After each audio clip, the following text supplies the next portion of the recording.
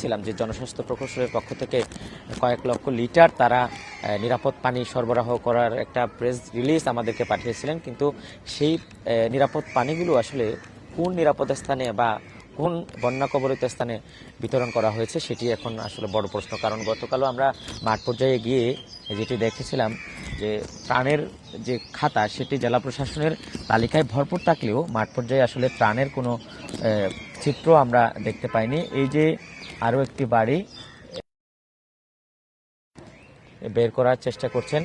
গতকাল থেকে বৃষ্টি কিছুটা কমে যাওয়ার ফলে এখানেও পানি কিছুটা কমেছে, যে গলার সমান পানি থেকে কিছুটা কমে গিয়ে কোমর সমান, কোথাও কোথাও কোমর সমানের চেয়ে বেশি।